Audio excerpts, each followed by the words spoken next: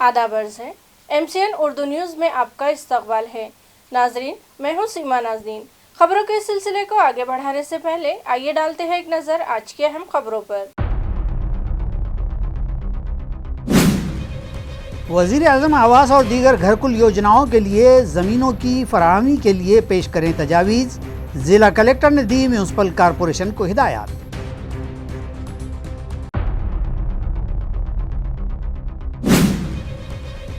میونسپل کارپوریشن کی جانب سے مخدوش عمارات کی انہدامی کارروائیاں جاری، گھاٹی علاقے کی ایک عمارت کو کیا گیا زمیں بوس۔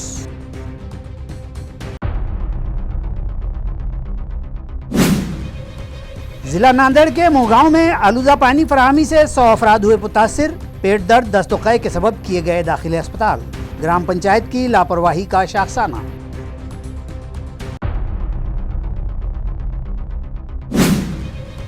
اور سمرودھی ہائی وے پر پھر سے ہوا اندوہناک حادثہ، 2 کاروں کی بھیانک ٹکر میں 7 افراد کی افسوسناک موت۔ اب خبریں تفصیل سے۔ وزیر اعظم آواس یوجنا و دیگر منصوبوں کے لیے اراضی فراہم کرنے کے لیے ضلع کلکٹر دلیپ سوامی نے میونسپل کارپوریشن کو متعلقہ یوجناؤں کی تجاویز پیش کرنے کا حکم دیا ہے۔ عیاں رہے کہ میونسپل کارپوریشن کی جانب سے روبعمل لائی جا رہی وزیر اعظم آواس یوجنا کے تحت گھر کل کے دیگر کئی پروجیکٹ کے لیے جگہ فراہم کیے جانے کے لیے ضلع کلکٹر آفس میں ایک میٹنگ منعقد کی گئی۔ ضلع کلکٹر دلیپ سوامی نے کارپوریشن کو ہدایت دی کہ وہ جگہ فراہمی کے لیے باضابطہ تجاویز ان کے دفتر کو پیش کریں۔ واضح ہو کہ مختلف ترقیاتی کاموں کے آئندہ اسمبلی انتخابات سے پہلے 100 دنوں میں مکمل کر لینے کے لیے میونسپل کارپوریشن کی جانب سے زور و شور سے تیاریاں جاری ہیں۔ اسی پس منظر میں ضلع کلکٹر کے دفتر پر یہ میٹنگ منعقد کی گئی تھی۔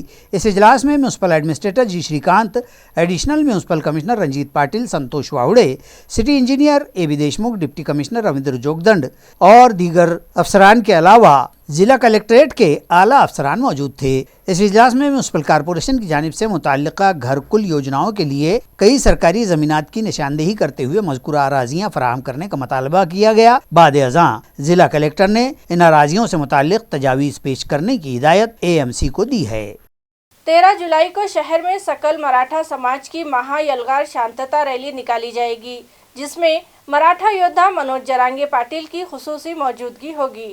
ذرائع سے ملی اطلاع کے مطابق یہ ریلی 13 جولائی کو سڈکو تا کرانتی چوک کے درمیان جالنا روڈ پر نکالی جائے گی۔ ریلی میں شہر و ضلع بھر سے لاکھوں کی تعداد میں مراٹھا سماج کے افراد کے شامل ہونے کی توقع ہے۔ واضح ہو کہ سکل مراٹھا سماج کی جانب سے 6 جولائی سے مراٹھواڑہ بھر میں مہا یلغار شانتتا ریلیوں کا انعقاد کیا جائے گا اور 13 جولائی کو شہر اورنگ آباد میں سڈکو تا کرانتی چوک ایک شاندار ریلی نکالی جائے گی۔ یہ ریلی باضابطہ پولیس انتظامیہ کی اجازت سے اور پارکنگ کے انتظام کے ساتھ نکالی جائے گی۔ ریلی کا اختتام کرانتی چوک میں مراٹھا یودھا منوج جرانگے کے بھاشن کے بعد ہوگا۔ بتایا جاتا ہے کہ اس ریلی کے کامیاب انعقاد کے لیے مراٹھا سمنویک گاؤں جا کر تشہیری میٹنگیں لے رہے ہیں۔ گھاٹی کے علاقے میں موجود ایک مخدوش ہو چکی عمارت میونسپل کارپوریشن کے عملے نے زمین دوز کر دی۔ اس طرح کی اطلاع کارپوریشن ذرائع نے دی ہے۔ عیاں رہے کہ میونسپل کارپوریشن کی جانب سے ایسی مخدوش عمارات جو کسی بھی وقت اور خاص طور پر بارش میں کسی بھی وقت اچانک گر کر شہریان کے لیے خطرہ بن سکتی ہوں، ان عمارات کا سروے کیا گیا اور ان کے مکینوں و مالکان کو ایسی عمارات کو از خود گرا دینے کے احکام دیے گئے تھے۔ دریں اثنا AMC کے عملے خود بھی ایسی عمارتیں منہدم کر رہے ہیں۔ گزشتہ روز میونسپل ایڈمنسٹریٹر کے حکم پر ایڈیشنل کمشنر سنتوش واہوڑے کی رہنمائی میں گوتم نگر گھاٹی کے ساکن بانڈے راؤ گھاٹے کی 20x50 کی عمارت منہدم کر دی گئی۔ یہ عمارت بوسیدہ ہو چکی تھی اور اس مصروف علاقے میں کسی بھی وقت عمارت کا سامنے کا حصہ گر جانے کا اندیشہ تھا۔ اس عمارت کے انہدام کے لیے میونسپل کارپوریشن نے باضابطہ مہاراشٹر مہانگر ذیلی قوانین کے کئی دفعات کے تحت نوٹس دی تھی، جبکہ اس عمارت کا کچھ حصہ پہلے ہی گرا پڑا تھا اور اس کا بقیہ حصہ مزید کسی بھی وقت گرنا اطراف کے مکانات اور ساکنان کے لیے خطرناک ثابت ہو سکتا تھا۔ چنانچہ AMC کے متعلقہ عملے نے JCB کی مدد سے عمارت گرا دی۔ یہ کارروائی ایڈیشنل کمشنر 2 سنتوش واہوڑے کے حکم پر ڈپٹی کمشنر سویتا سونونی کی رہنمائی میں متعلق آفیسر سنجے سرڑکر، بلڈنگ انسپکٹر رامیشور سراسے، اساگر سریشٹھ اور دیگر عملے نے انجام دی ہے۔ حکومت کی امدادی اسکیمات، سنجے گاندھی نرادھار، شراون باڑ اور دیگر کے درخواست گزار متعلقہ عملے کے بار بار یاد دلانے और रहनुमाई के बावजूद दरख्वास्त मंजूरी के लिए ज़रूरी दस्तावेज व कागजात पेश नहीं करते, जिसके सबब ज़िले के 5000 लाभार्थियों की इमदाद व अनुदान बंद होने का अंदेशा है। यहाँ रहे कि हुकूमत दस्तूर हिंद की तजावीज़ और रहनुमाई की रोशनी में मुख्तलिफ ज़राए से रियासत में कई फलाही व इमदादी स्कीम और मनसूबे चलाती है। इन योजनाओं से रियासत में गरीब, बेसहारा मर्द व ख़वातीन और बच्चे व बूढ़े फ़ायदा हासिल करते हैं और इस तरह उनकी माली इमदाद हो पाती है। ताहम इन योजनाओं से फ़ायदा उठा रहे अफराद और दरख्वास्त गुजार इस सिलसिले में दरकार ज़रूरी कागजात और दस्तावेज़ पेश नहीं करते, तब भी उन्हें मोहलत देकर इंतज़ामिया के मुलाजिमीन और अफसरान उनके साथ ताउन करते हैं। लेकिन जब ये ज़रूरी दस्तावेज़ जमा ही नहीं की जाती तो इमदाद और योजना की रकम बंद कर देने की नौबत आ जाती है। कुछ यही हाल ज़िला औरंगाबाद के इन योजनाओं के सारिफीन या फ़ायदा उठाने वाले मुस्तहिकीन का है। ताहम अब जब दस्तावेज़ दाखिल ही नहीं किए जा रहे हैं तो 4 मुख्तलिफ स्कीमों के 3555 अफराद को इंतबाह दिए गए हैं कि जल्द अज जल्द अपनी फ़ाइलों की तकमील में रही कमी को दूर करें और ज़रूरी कागजात जमा करें, वरना उनके वजीफ़े व अनुदान बंद कर दिए जाएंगे। रियासती वज़ीर अब्दुल सत्तार ने अपनी एक प्रेस कॉन्फ्रेंस मुनाकिद की, जिसमें मुतालबा किया कि हुकूमत ज़िला बैंक को इस्तेमाल के लिए 10 बरस के लिए 100 करोड़ रुपए दे और किसानों के 150 करोड़ रुपए के कर्ज माफ़ करके उनके साथ 12 कोरे किए जाए।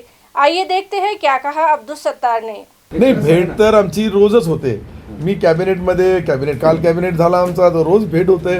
पालकमंत्री म्हणून आज त्या विषयावर सर्वात पहिले आमची मागणी होती, कर्जमाफीच्या बद्दल काही निर्णय घेता येईल का, वीज बिलाच्या बाबतीत काही निर्णय घेता येईल का, आणि महिलांसाठी काही देता येईल का, युवांसाठी काही देता येईल का, अशा अनेक मागण्या होत्या। अनेक मागण्यामधून काही मागण्या सन्माननीय मुख्यमंत्री उपमुख्यमंत्री दोन्हींनी मंजूर केल्या आणि त्याचा परिणाम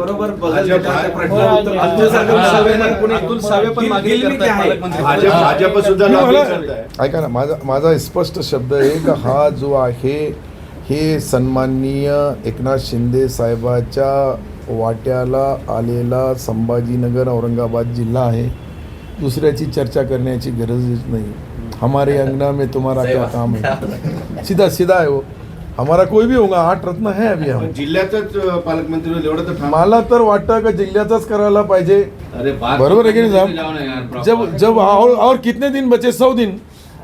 हा जो पालकमंत्री भी 100 दिवसाचा राहणार आहे। सरकारचा कार्यकाळ फक्त 100 दिवसाचा राहिलेला आहे। पुढच्यासाठी आम्ही पुन्हा येऊ।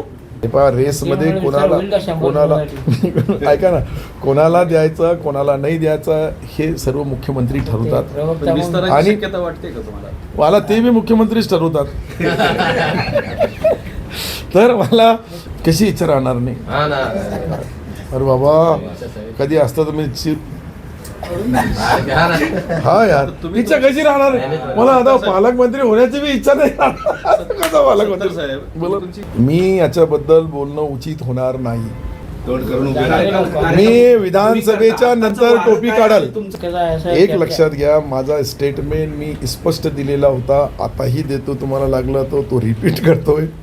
जोपर्यंत एकनाथ शिंदे साहेबाचा विश्वास अब्दुल सत्तारवर आहे तोपर्यंत धनुष्यबाण मला 101% माझी निशाणी आहे।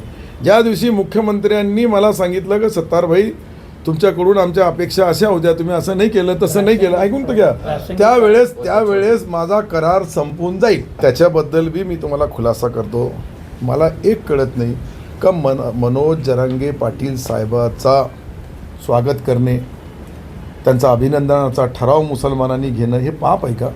आणि हा गुन्हा असेल तर मी रोज करल आणि जिल्ह्यात जाऊन करल, असं नाही। त्यांनी आमच्या समाजाच्या बद्दल चांगल्या भावना जरांगे पाटील साहेबांनी व्यक्त केल्या, आम्ही त्यांचा सत्कार केला, स्वागत केला। दुसऱ्याचा पोट दुखण्याचा खडकूछाप लोक टकटक करू लागले, त्यांचा काही प्रश्नच नाही याच्यामध्ये।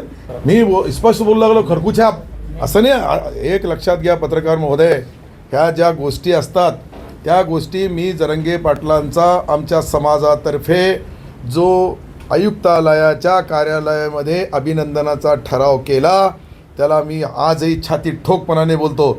आणि जरांगे पाटील साहेबाचा ठराव घेण्यामध्ये कोणाचा पोट दुखत असेल तर त्यांनी माझ्यासमोर मैदानामध्ये यावं। हे चिल्लर आहे ते खडखड करतात। अब्दुल सत्तार बंद आहे, अजून 100 दिवसानंतर कोणामध्ये दम आहे तर या आणि आजमून घ्या। मी त्यावेळेस बी तुम्हाला शब्द बी बोललो, पण तुम्ही ते पुढे शब्द टाकतच नाही. मी बोललो आदरणीय सन्माननीय जरंगे पाटील साहेबांनी जी मागणी केली त्यामध्ये रिझर्वेशनचाही शब्दामध्ये मी बोललो का ओबीसीला धक्का न लागता, पण हे दाखवणारच नाही. जे मी दुसरा बोललो तुम्ही तेच दाखवणार. मला माहीत आहे. एकच दे दादा, 1 मिनटं घेतो. तर मी माझ्या वेळेस प्रत्येक वेळेस तुम्ही सन्माननीय पुरे पत्रकार त्याला साक्षी आहे का मी बोललो ओबीसीला धक्का न लागता त्यांनाही दिलं. मुसलमान समाजाला उच्च न्यायालयाने शिक्षणामध्ये जे मंजूर केलं ते द्या. ते बोलत असेल तर मग त्यांचं मी अभिनंदन करणं पाप आहे का? आणि हे पाप असेल तर मी रोज करेल. मी बोलू लागलो. बीड रोड निपानी के क्रिएटिव इंग्लिश स्कूल में कथक और ओडिसी रक्स का शानदार प्रोग्राम मुनाकिद हुआ। इस मौके पर बैनुल अक़वामी शोहरत याफ्ता माहिरीन रक्स ने तालबात की रहनुमाई की। रक्स के इस प्रोग्राम के इनेकाद में कथक और ओडिसी रक्स के बैनुल अक़वामी शोहरत याफ्ता माहिर उस्ताद प्रोफेसर अजय शेंडगे और गायत्री तुपे, पवन कामले के साथ साथ क्रिएटिव स्कूल की तालिबा आरोही शेंडगे ने तलबा और तालिबात की रहनुमाई की। इंतहाई खूबसूरत इस वर्कशॉप में कई तलबा ने हिस्सा लिया, जबकि प्रोग्राम के कामयाब इनेकाद में SP जवड़कर, संदीपा पडवड़, इनके गाड़ेकर, सौजन्या शेंडगे, डॉक्टर दीपक उपाध्याय, प्रवीण तानवड़े, मीना गाड़ेकर व दीगर ने बेशबहा ताउन दिया। इस प्रोग्राम में स्कूल की जानिब से तालिबात को बेहतरीन रक्स सीखने का मौका फराहम किया गया है और बतलाया गया कि रक्स और योगा के तरबियती वर्कशॉप हर महीने में 1 दिन रखे जाएंगे। इस मौके से फ़ायदा उठाने की अपील स्कूल के प्रिंसिपल SP जवड़कर ने तलबा व तालिबात से की है। आज क्रिएटिव इंग्लिश स्कूलमध्ये आम्ही एक सुंदर ॲक्टिव्हिटी घेतली। नृत्य आणि कला अकादमीच्या वतीने ही ॲक्टिव्हिटी घेण्यात आलेली आहे। म्हणजे त्याच्यामध्ये कथक कसं करावं, ओडिसी कसं करावं, त्या पद्धतीने की मुलांचा शाळेतला विकास हा सर्वांगीण विकास असला पाहिजे, मुलं व्हर्साटाईल झाले पाहिजेत। म्हणून आम्ही दर शनिवारची शिदोरी म्हणून असा उपक्रम घेतो। कधी चित्रकला स्पर्धा, कधी जे तर नृत्य स्पर्धा। आज नृत्याची कार्यशाळा घेतली। या कार्यशाळेसाठी आंतरराष्ट्रीय प्रसिद्धी असलेले प्राध्यापक अजय शेंडगे यांना निमंत्रित करण्यात आलं होतं। त्यांच्यासोबत गायत्री तुपे, त्याचबरोबर पवन कांबळे यांनाही निमंत्रित केलं आलं आणि ह्या शाळेची विद्यार्थिनी कुमारी आरोही शेंडगे हिनेही आपला खूप छान परफॉर्मन्स दाखवला। मुलांकडनं सराव करून घेतला। या सरावामध्ये कल्पेश अवार्ड, त्याचबरोबर समर्थ पवार या सगळ्याच विद्यार्थ्यांनी, काव्या पांडे, अश्विनी शिंदे, कीर्ती शिंदे, त्याचबरोबर अनुप धुळे, शिवराज वनारसे, सगळ्या मुलांनी खूप चांगलं मार्गदर्शन केलं आणि याचं पूर्ण संचलन जे आहे ते अजय शेंडगे सरांनी केलं आणि आलेल्या मान्यवरांचं स्वागत देखील विद्यार्थ्याच्याच हाताने करवलं। याच्या पाठीमागचा हेतू असा होता की आत्तापासून बालवयापासून मुलांना संस्काराची जडणघडण, शिक्षण म्हणजे नुसतं शिक्षण नव्हे तर शिक्षणाच्या सोबत सर्वांगीण संस्कार, सर्वांगीण विचारधारा आणि एका अर्थाने त्यांची उत्कृष्ट डेव्हलपमेंट झाली पाहिजे। त्यांना स्टेज करेज आलं पाहिजे, त्यांना नृत्य आलं पाहिजे, त्यांना गायन आलं पाहिजे, त्यांचं अक्षर सुंदर असलं पाहिजे आणि एका कुठल्या निवडलेल्या क्षेत्रामध्ये ते टॉप गेले पाहिजेत। आजचा जो कार्यशाळेचा उपक्रम होता अतिशय मोटिवेशनल होता, अतिशय उत्तम होता।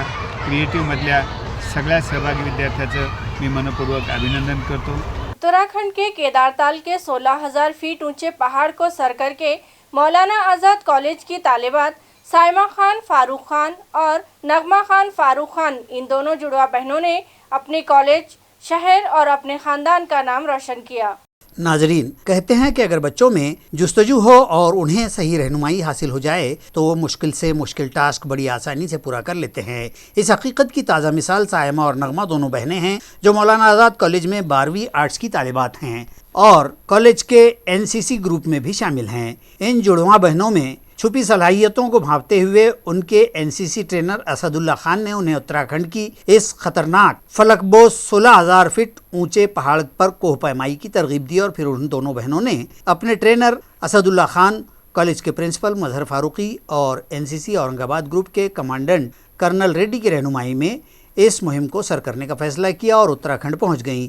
इस मुहिम में दीगर मकामात से भी जुमला 180 तालिबात शामिल हुई थी और कोहपायमाई का ये पुरखतर सफ़र शुरू किया। कोहपायमाई की सोबतों और मौसम की सख्तियों को झेलते हुए उनमें से 100 तालिबात अपनी मंजिल पाने में कामयाब हुई हैं, जबकि 80 तालिबात ने हिम्मत हार कर वापसी अख्तियार कर ली।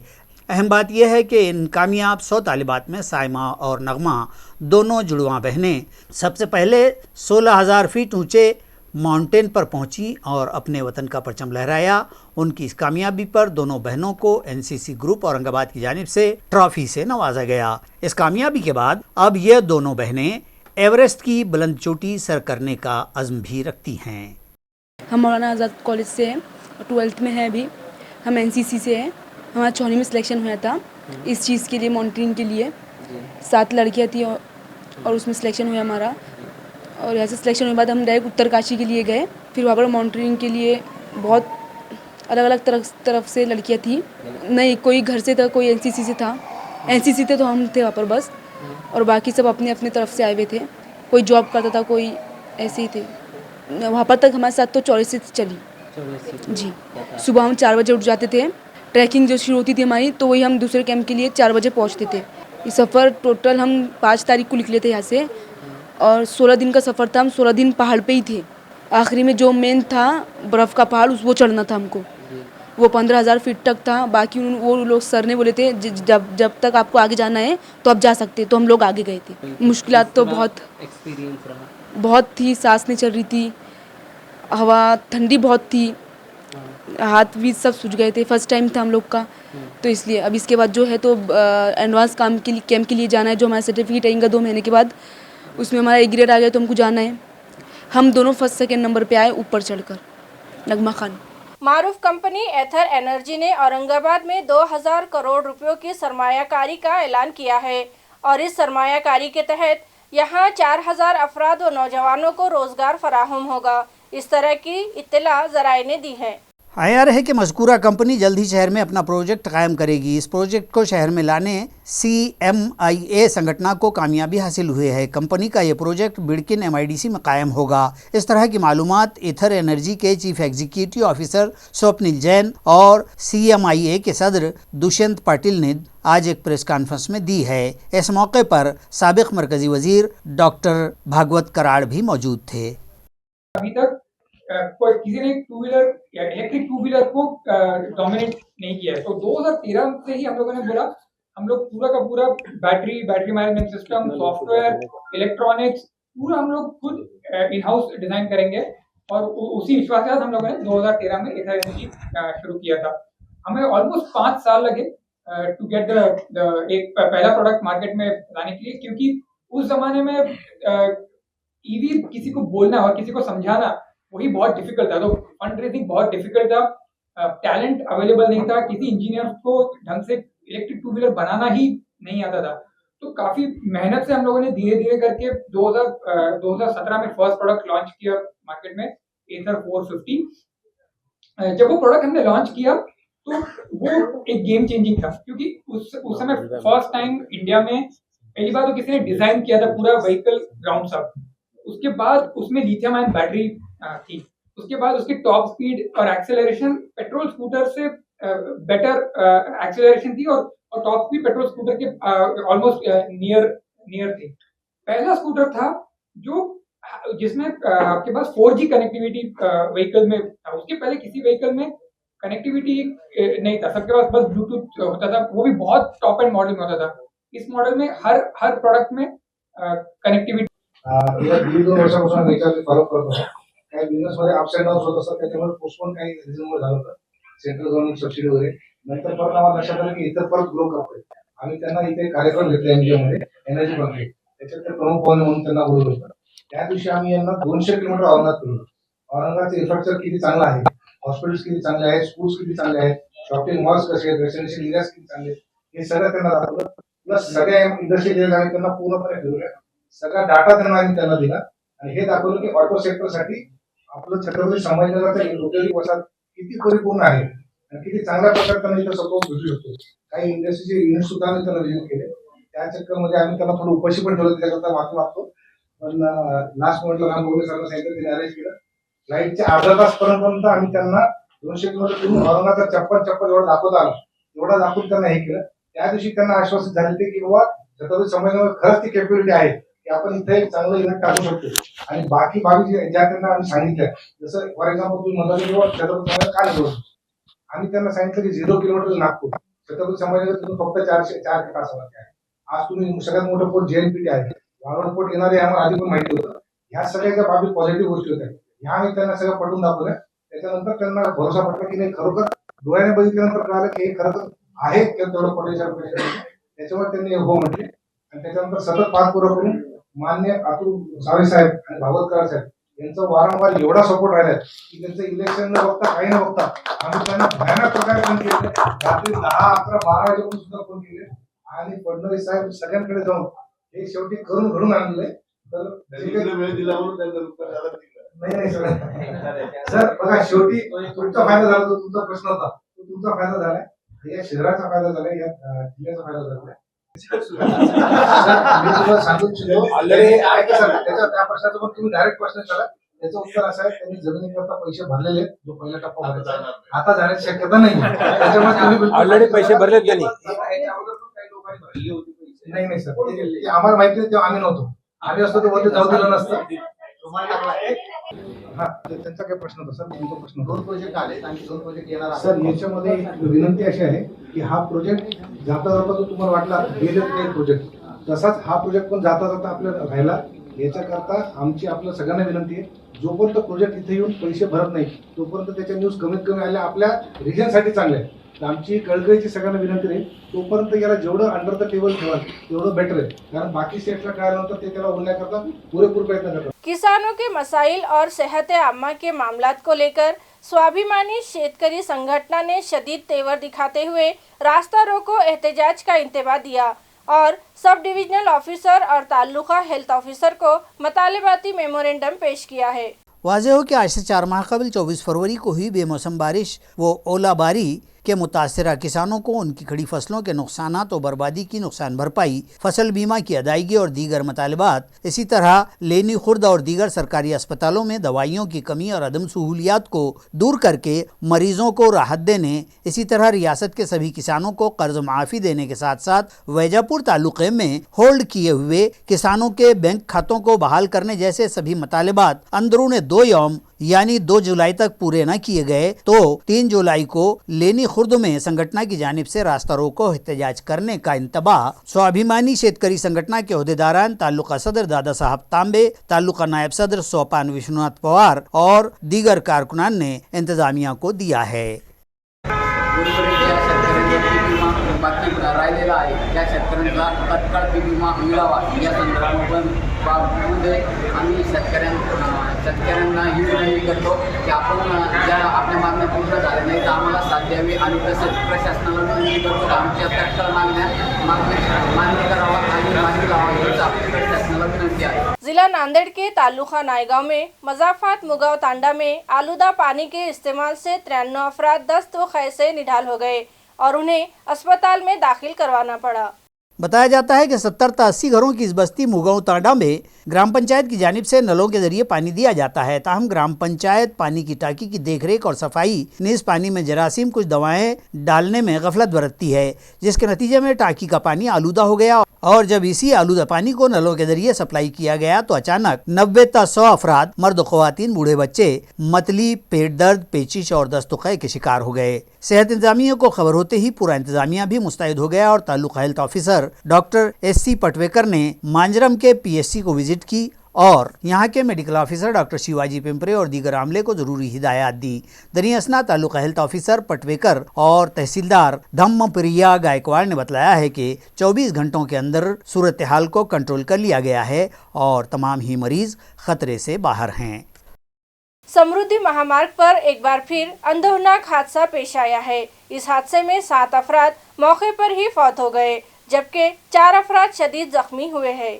इस जानलेवा महामार्ग पर यह हादसा उस वक्त पेश आया जब नागपुर से मुंबई की जानिब जा रही एक अर्टिका कार को डीजल भरकर रास्ते की मुखालिफ सिमत से आ रही स्विफ्ट डिजायर कार ने जोरदार टक्कर मार दी। हादसे में ये दोनों कारें समृद्धि का कटरा तोड़कर नीचे चली गई। हादसा जालना की हदूद में समृद्धि पर वाक़े कड़वंची गांव के नजदीक पेश आया, जिसमें 7 कीमती जानें ज़ाय हो गई। 4 अफराद शदीद जख्मी हुए हैं, जिन्हें जालना के जिला अस्पताल में शरीक करवाया गया है। हादसे की इत्तला मिलने पर समृद्धि महामार्ग पुलिस और तालुका जालना पुलिस जाए वारदात पर पहुंचे और क्रेन की मदद से दोनों कारों को समृद्धि हाईवे के नीचे से ऊपर निकाला गया और राहत व बचाव के काम करते हुए रास्ते को दोबारा ट्रैफिक के लिए बहाल कर दिया गया। आज दिनांक 28 जून 2024 रोजी सुमारे रात्री 11च्या दरम्यान समृद्धी महामार्गावर एक अपघात झाला आहे। त्यामध्ये साधारणतः एक चॅनल नंबर 351 मुंबई कॉरिडॉर ह्या एरियामध्ये हा अपघात झालेला आहे। त्यामध्ये साधारणतः एक 10 ते 12 पेशंट जखमी असल्याची माहिती जिल्हा रुग्णालय जालना येथे मिळालेली आहे। त्यामधील 4 रुग्ण हे 108च्या ॲम्ब्युलन्सनी जालना जिल्हा रुग्णालय येथे आणण्यात आलेले आहेत। त्यातले एक पेशंट अत्यंत गंभीर असल्यामुळे तात्काळ त्याला औरंगाबादच्या घाटी रुग्णालयात रेफर केले आहे आणि त्याच्यानंतर एक 15 मिनिटाच्या अंतराने 3 पेशंट आले असता त्यातले देखील 2 रुग्ण गंभीर असल्यामुळे त्यांना देखील औरंगाबादच्या घाट शासकीय रुग्णालयात रेफर करण्यात आलेले आहे। एक पेशंट सद्यस्थितीत आपल्या अपघात विभागामध्ये आहे। त्याच्या डाव्या हाताचं हाडाचं फ्रॅक्चर आहे आणि उर्वरित 6 पेशंट हे समृद्धी महामार्गावरनं जिल्हा रुग्णालयाकडे येत असल्याची माहिती आत्तापर्यंत मिळालेली आहे। त्यातले 5 ते 6 जे आहेत त्यांचे ते मृत असल्याची माहिती ही 108च्या ॲम्ब्युलन्सच्या डॉक्टरांनी आम्हाला दिलेली आहे। खेत में काम करने के दौरान एक 17 साला नौउम्र की बिजली का झटका लगने से अफसोसनाक मौत वाक़ई हो गई। ये वारदात ताल्लुका सोएगांव के मज़ाफ़ात में पेश आई। इत्तलात के मुताबिक ये नौउम्र किसान खेत में बखर चला रहा था। इसी दौरान उसका बखर खेत से दूसरे खेत में गए बिजली के तार जो टूटकर जमीन पर गिर पड़े थे, उसने इन तारों को न देखा और उसका बखर इन तारों से छू गया, जिसके सबब उसे बिजली का शदीद झटका लगा और उसकी मौत वाक़ई हो गई। ये वारदात ताल्लुका सोएगांव के पहूर के खेत में रुनुमा हुई है। महलूक को फौरी पाचोरा के एक खानगी अस्पताल भी ले जाया गया, ताहम वहाँ डॉक्टर्स ने उसकी मौत की तस्दीक कर दी। पाचोरा पुलिस थाना में इत्तफाकी वारदात के तहत केस दर्ज किया गया और फिर इस केस को सोएगांव पुलिस थाना मुंतकिल कर दिया गया। खबरें खत्म करने से पहले एक बार फिर डालते हैं एक नजर आज की सुर्खियों पर। वज़ीर आज़म आवास और दीगर घरकुल योजनाओं के लिए ज़मीनों की फराहमी के लिए पेश करें तजावीज़, जिला कलेक्टर ने दी म्यूनसिपल कॉरपोरेशन को हिदायत।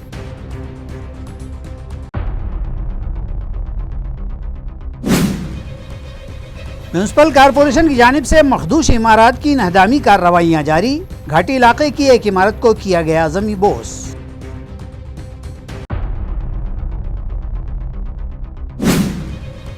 जिला नांदेड़ के मोहगांव में आलूदा पानी फराहमी से 100 अफराद हुए मुतासिर, पेट दर्द दस्तोक़े के सबब किए गए दाखिले अस्पताल, ग्राम पंचायत की लापरवाही का शाखसाना।